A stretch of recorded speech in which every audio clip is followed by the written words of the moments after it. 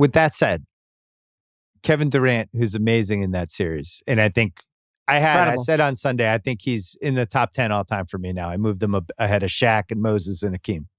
Okay. And I have him right behind Kobe. Yeah. Right behind Kobe and Trae Young, Bill. Right, I have Trae Young first. I have Trae Young over Bill Russell and Michael Jordan now.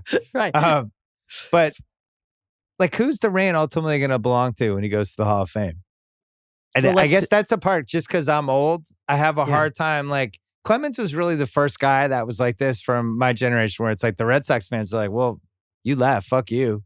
He's not really a Yankee. He was a Blue Jay for a couple of years, and then he's in the Astros. See, I felt that way about Carlton Fisk. You know, like, he's ours, but not really. Right. Play for the White Sox. I still feel like he was ours. I know he was at the White Sox longer than the Red Sox. Yeah, he wasn't. He wasn't yours. But with Durant, it's like, now he's so brilliant, and it's like this new era we're in now, where it's just like people are just Kevin Durant fans. And I talked to my son. My son is 13, and he has friends that just root for players.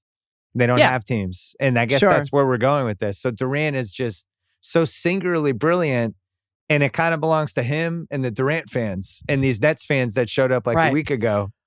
And I don't know. It's just a weird and thing. Just think if Kevin Durant didn't wear a shoe size that was one size too big, they would have won. His foot was on the line. If he had his regular size sneakers on, he'd hit that would be a 3 and they would have won. He's the most versatile offensive player I've ever seen. And it's funny, Steve Kerr's getting a lot of flack or whatever today because he said he said Kevin Durant was the most gifted player he's ever seen, more gifted than Michael Jordan. And people are going crazy. I understand exactly what Steve Kerr is saying, don't you? He's not saying that Kevin Durant's better than Michael Jordan, or he's just saying, look at that body. 7 By the foot, way, whatever. He said this 2 years ago. I don't know why this was news. He said this when he was coaching Durant. Because we have the attention span of a gnat. That's why. The other thing is Steve Kerr is, I think, the only guy from that generation who's willing to admit something that they, as you know, I revere that generation, and Larry Legend is my guy and all that stuff. But like, I'm sorry, the players are better offensively now. They shoot better. They make higher difficulty shots, and it's a fact. If you put Durant in 1986, we would have thought he landed from a spaceship. Exactly. It's like... Well, you know what we'd do? We would have put him on the post and have Robert Parrish guard him. That's what we would have done. True. Yeah, you're right. You're right. Because we'd have been like 7 footer. What are you doing out there? Get back down there, I was thinking it during that Clippers-Suns game, because that I went to the game 6, there was like, I don't know, 5 different guys had heat checks during the game. And I was just like, this is unbelievable. Nobody, we used to call Vinny Johnson the microwave because he could come in and he could make 5 straight 17-footers. I'm like, oh, Vinny Johnson. Yeah. And now I'm watching a game where Reggie Jackson has 24 points and a half, as Terrence Mann also has 25 points and a half. And I'm like, what? The sport's just, I think it's just offensively better. I don't know if it's more fun to watch, but the guys are more gifted. Well, and they also... I always go back to the hand check rule. Once they took that away, it just became impossible to guard these guys on the perimeter. Impossible. Right. And I think Isaiah Thomas is a good example. Like, he just would have gone wherever he wanted. And the year after they did that, if I'm not mistaken, the year after they made that rule, I'm pretty sure Allen Iverson led the league in scoring. I'm pretty sure that's the case. And so that tells you everything you need to know. Having said that, look at Durant. Durant can beat you off the dribble. He can create his own shot. He can shoot threes. He shoots free throws. He's got a lefty hook, a righty hook. He can score out of the post. Like, he's unbelievable. He's unbelievable. I mean, I do think, in talking with him, his genuine goal is to win 3 championships in Brooklyn and make it that his place, his team, his legacy. Now, that could have happened this year, but a lot of weird stuff happened. And the problem is, Kevin Durant, how old is Kevin Durant? Is he 32 or something? He's 32. Well, he has 2 titles that he basically left on the table, right? 19, they would have won. He doesn't get it. And then this year, I think they would have won. He doesn't get it. Right. And that's, LeBron has 4, and it's probably the right number. I think if you really look at his career, the over-under is like probably 4, 4.5. You could say he should have won in 2011, but Dallas beat them. Yeah, 100% beat him. And he shouldn't have won in 2014. 15, they had all the injuries. Maybe that's the one, but I don't know if they should have won in 16. Draymond punches him in the balls. Right. And Bo gets out. Remember, Bogut got hurt too. Yeah, I think 4 is the right number for him, but I also think 4 is the right number for Durant after what we've seen. But see, I don't think Durant cares about that kind of stuff. You know, like no, he 100% doesn't. Like LeBron's constantly looking at his legacy, the far reach, and Jordan and that whole thing. I just don't think Durant, honest to God, the amount of times I've talked to him, I just think Kevin Durant is searching for something he's never going to find. I really believe that. I think he's searching for this inner peace, this happiness, this joy that just isn't ever going to exist for him. I wish that weren't true, but that's just it's my own personal opinion. And maybe, if it could happen in Brooklyn with his friend Kyrie, they're good friends. Long before they made this union, they used to work out together. They'd go to the Bahamas every summer and work out together and vacation together.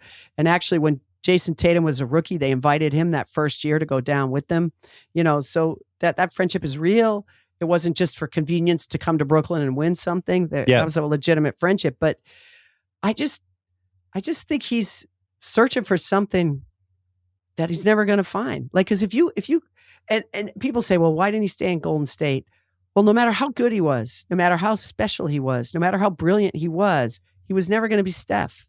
And Steph's their boy, their homegrown boy, the boy next door that did these amazing things. And no matter how good Kevin Durant was, he was never going to quite be Steph. So that's why I think he left there. I really do. 100%. That he realized that after the first year. So I'd slightly disagree with you. I think he does know what he wants. And I think it is to be considered to be as good or better than LeBron. I think that's what has driven him really since 2016, because I think he has felt probably since his first MVP year that he was as good as LeBron. From that point on, 2014 on, I am as good as this guy. And then finally had the chance to play him in the finals in 17. It was better than him, but it was still Curry's team. Yeah. 2018, same thing. Goes head to head with him. His team wins again, but it's like, no, your team had more. Your team was so stacked. 2019, he is hands down the best player in the league. We're not even arguing about it anymore. He hurts his Achilles. Then LeBron wins again. Bad. Now he puts his super team together this year, and he's going to take the title. And then all these guys get hurt. But I think that's what drives him, because I remember that's interesting. One of the podcasts I did with him, I did like 6 of them in like a year and a half. And in one of them, I wanted to talk about the historical stuff. So I had all the numbers. I wrote down all these things on a piece of paper, like all these things that he could get to, right? 35,000 points. Only 2 guys have done that. Mm-hmm. Here's how many MVPs. Here's all NBA teams, scoring titles, playoff appearances. Like, I just kind of put it down so I would have it in case we need it during the conversation. Afterwards, I was like, hey, do you want this?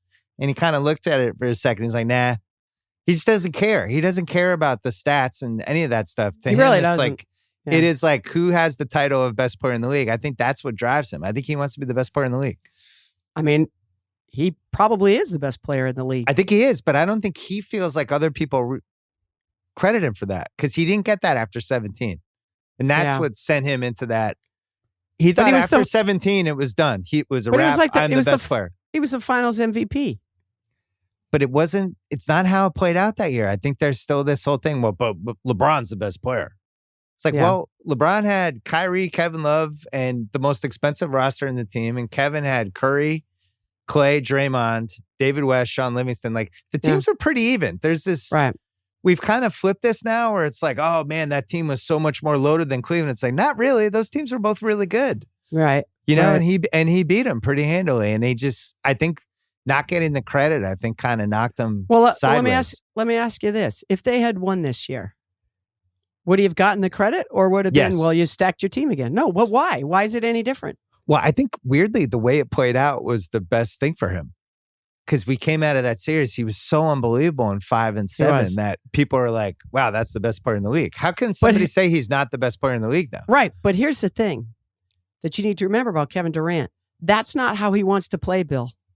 That's not what he wants to do. He doesn't want to play 48 minutes and score 46 points. He likes to distribute. He likes to be a team player. Yep. So he did it out of necessity. But that's the difference between him and Michael Jordan. Michael Jordan wants to do that every single night. Yeah. Now, I'm not comparing him. I'm not saying who's better, who isn't. I'm just saying, so what we saw from Kevin Durant isn't really who he wants to be either. I don't think.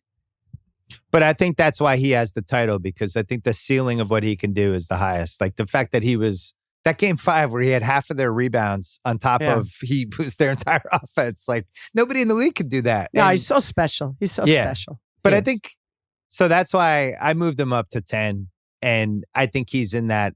I think he's now breathing on Kobe and Bird and Magic, and just because I think offensively has to be considered as good as all of those guys. Oh, 100%. I love Bird, but there's no way Bird was better offensively than Durant. Bird was a special passer. Like he did things that Durant couldn't do, but and Bird was just, the toughness. We talk about toughness all the time. And I've always said, people always say to me, it's 5 seconds left, you got one guy to shoot it. You and I are always going to say Bird because we lived it. Yeah. We lived it. But you can't argue if someone says Durant or Jordan I don't think that's exactly what LeBron does. But if you ask me who do I want playing for me in Game 7, the whole game, I might take LeBron. Well, so if you're trying to come up with like your all-time teams and your 5, and I think one of the things that makes Durant and LeBron both so special is you could kind of put whoever around them, right? Doing the all-time team thing. Yeah. Be like, all right, we're going to put Bird, Magic, Durant, pick a point guard or pick a shooting guard and whatever. Bird, Magic, Jordan, Durant, and a center. And it's like, we'll probably be a really good team. I want to put Tim Duncan at the 5. Can I do that? Yeah, that's fine. Yeah. Yeah. So there that could work. And LeBron is the same way. It could be like LeBron, Magic, Bird, Jordan, pick a center or pick Duncan or pick a stretch 5. It doesn't really matter at that point.